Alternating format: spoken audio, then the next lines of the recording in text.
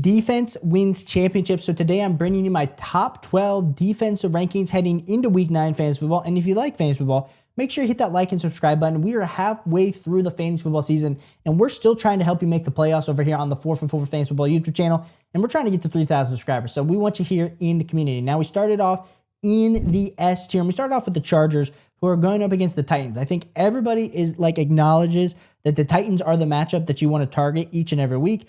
And if we're looking at the overall setup of this game, the Chargers are minus 9.5 favorites, over under with 42.5 points. Like we said, the Titans are absolutely struggling. Now, they're not struggling as much as like week 5 or week 6. Cam Ward has started to play better, but even in this game we saw in week 8 versus the Colts, we still saw an interception thrown. So he's always kind of prone for a turnover or two a game, which is going to be beneficial for the Chargers, who are going to be up in a game script. Now, a few things to understand about this, also to talk about why they're number 1.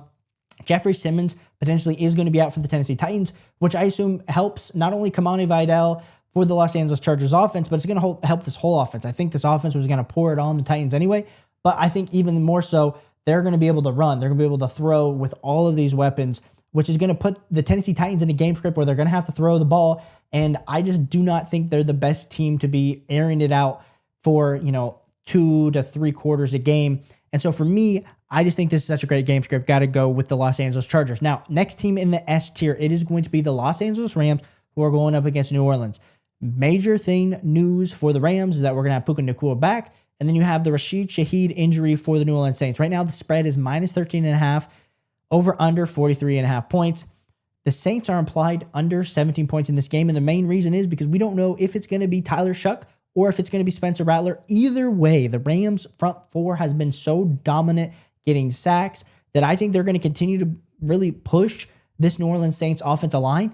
And I'm excited for the Rams here to be my number 2 defense. I think it's kind of far and away the Chargers and the Rams are the 2 best defenses heading into week 9 fantasy football. So you want to make sure that those teams, if they're somehow out there on waivers, are added onto your lineup. Now, my next team here in the S tier, it's going to be the Denver Broncos going up against the Houston Texans.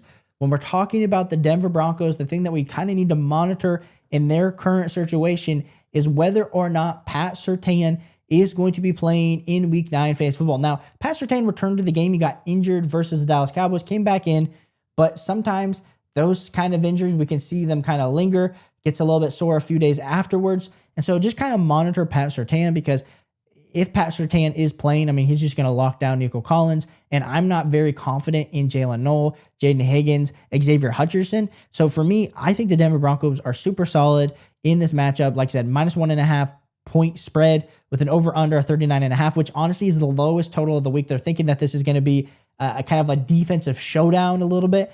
I think it's going to be a slugfest. And so for me, I want to be taking a shot on the Denver Broncos here in the S tier. My last and final team in the S tier, it's going to be Detroit Lions, as they're going up against the Minnesota Vikings. And we kind of have a quarterback controversy on our hands with the Minnesota Vikings. Is it going to be Carson Wentz? Is it going to be J.J. McCarthy? I know they've been saying, hey, J.J. McCarthy, he's recovering from the injury.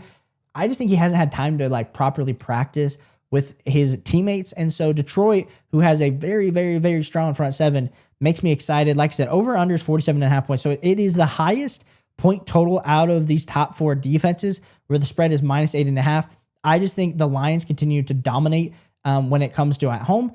And there's going to be a ton of pressure with this game script, because like I said, I don't think the Minnesota Vikings offense is going to be able to keep up with the Detroit Lions offense. And so I think the Detroit Lions, they're a top 4 play for me this week here in the S tier. Now we move on to the A tier, and I think these are some pretty strong starts with a pretty high floor. We started off with team number 5. It's going to be Jacksonville Jaguars, and they're going up against the Las Vegas Raiders. And the thing is, with the Raiders, they've been absolutely struggling in all facets. Now, the part that we need to kind of talk about in this Jags-Raiders game comes down to the fact that we have Brock Bowers returning for the Las Vegas Raiders. Now, how healthy is Brock Bowers going to be? I don't know. But Geno Smith has been absolutely atrocious this season. Ashton Genty, they're pretty strong against the run, the Jacksonville Jaguars. So really for me, the Raiders have been allowing a ton of turnovers, and so I want to be taking a shot on the Jacksonville Jaguars at number 5 in this matchup, even though we could maybe make the argument that Brock Bowers comes out, turns this offense back around, maybe into a top 18 level offense, but I don't necessarily think that's going to happen on Brock Bowers' first game back from this major PCL injury. We move on to team number 6. It's going to be the San Francisco 49ers going up against the Giants. Giants lose Cam Scatterbo. Giants don't have Malik Neighbors. This team is absolutely battling injuries. Daniel Bellinger went down with an injury as well. San Francisco, I know they don't have Fred Warner anymore with his injury, but this Giants O-line has been pretty good up to this point this season, but there was a ton of pressure applied by the Philadelphia Eagles in week 8, and I think that just continues. It's a -2.5 spread, over under 46.5 points. Brock Purdy should be returning in this matchup in week 9. We have George Kittle, who's looking super, super healthy. CMC's been performing very, very good. I just continue to believe, too, that maybe Ricky Pearsall also comes back. So the game script for the San Francisco 49ers should make Jackson Dart throw it deep and long in the second half, which we have seen can produce some turnovers. Now, the part that I do want to highlight with Jackson Dart is Jackson Dart, up to this game versus Philadelphia Eagles, had a very, very, very, very strong last few weeks. And so could Jackson Dart be Superman and put this team on the back? For sure. But I do have San Francisco here is my team number 6 in these rankings. In the A tier, next team in the A tier is going to be the Green Bay Packers as they go up against Carolina.